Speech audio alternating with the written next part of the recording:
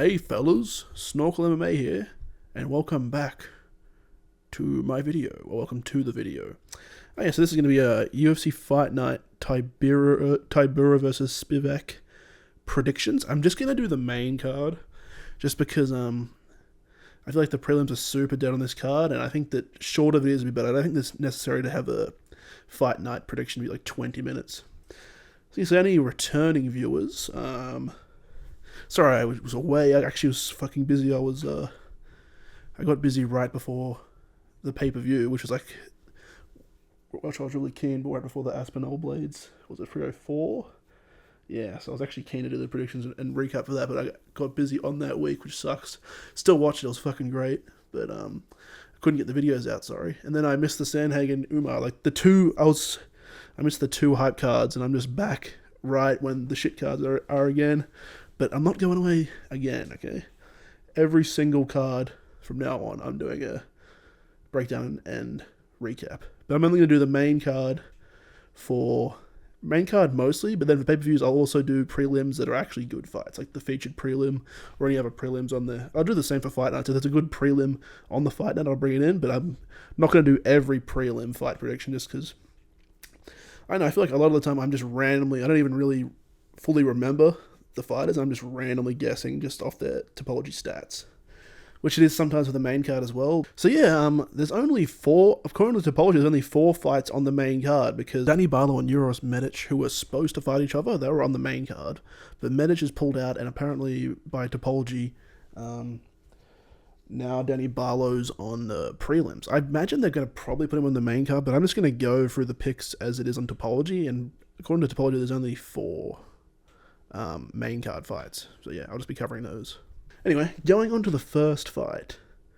Allan Nascimento versus Jafel Filho. So Nascimento's coming in as a moderate favorite. Okay, so both fighters are submission specialists. Nascimento has 15 MMA submission wins, and Filho has 10 submission wins. I feel like the only thing that separates the two fighters is Nascimento has fought better competition in the UFC. Is it wins over Jake Hadley and Carlos Hernandez, and Jake Hadley is pretty fucking decent. Carlos Hernandez is also pretty good, and Filho hasn't really fought anyone. Yeah, so just because of that, I'm just gonna go Nascimento by decision. He's just his career has more challenges, and he wins. He's won all the challenges he's gotten so far. And I'm going to go Nascimento by decision, because as they're both submission specialists, I see it playing out as none of them can, just be on the ground a lot, but no one will actually get the submission. So I think it'll be, a decision, because I don't see actually anyone getting the submission. Okay, moving on to the second fight. It's Yana Santos versus Chelsea Chandler. So Santos is coming in as the slight favorite. Santos is actually coming off 3 losses in a row, but they're all against pretty elite competition in her division. It's like Irene Aldana, Holly Holm, Carol Rosa. Chandler is coming off a win, a win in which she missed weight. But she's also the chick that ran away from Norma Dumont, like that meme where she actually just straight up sprinted towards the cage. So she hasn't really fought anyone in the UFC except for Norma Dumont. She kind of got absolutely fucked and ran away from her. So I'm going to go Yana Santos by decision. She's more tested in the UFC, and she's way more tested, has a way better resume, and she's not even that much older than Chandler. I think Chandler just got into MMA late or something.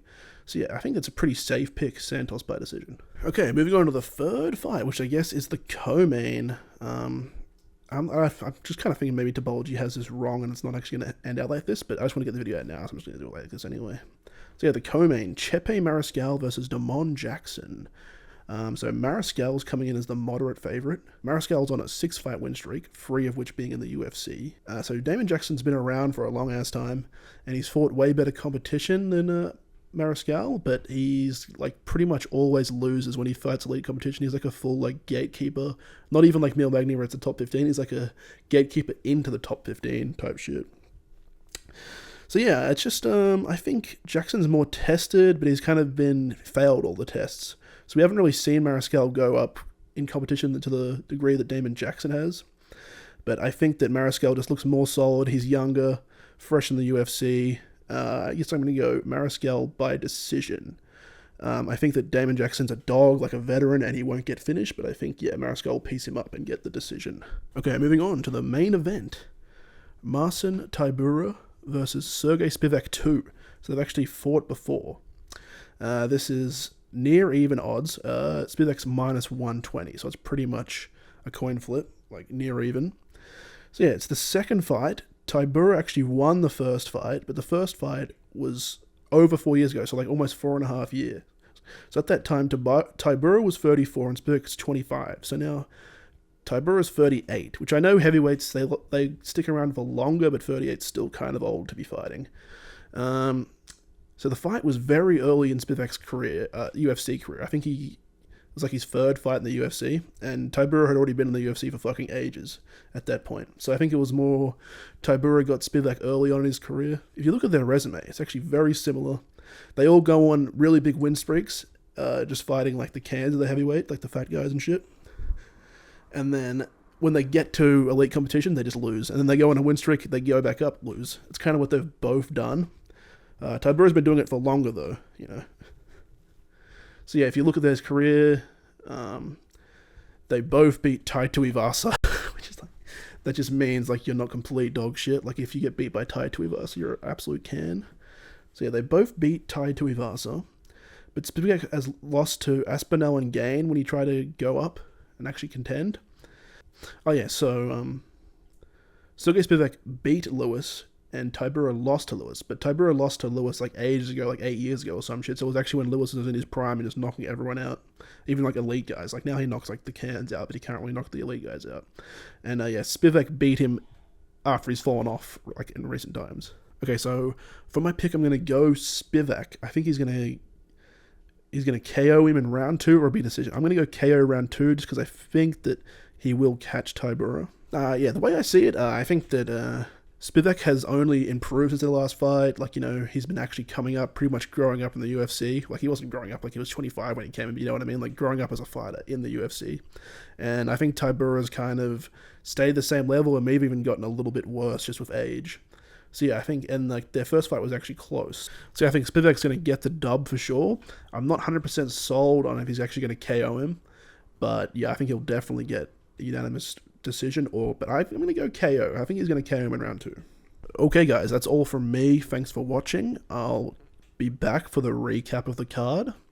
Yeah, let me know if you like this formula of just doing the main card better, or if you think the prelims was better. I think the main card's better, just to have it short and snappy. There's no point having a 20-minute video where I'm just talking about fights I don't even really know, you know, just randomly guessing. I'd rather actually put research into the main card and have, like, making an informed guess type shit.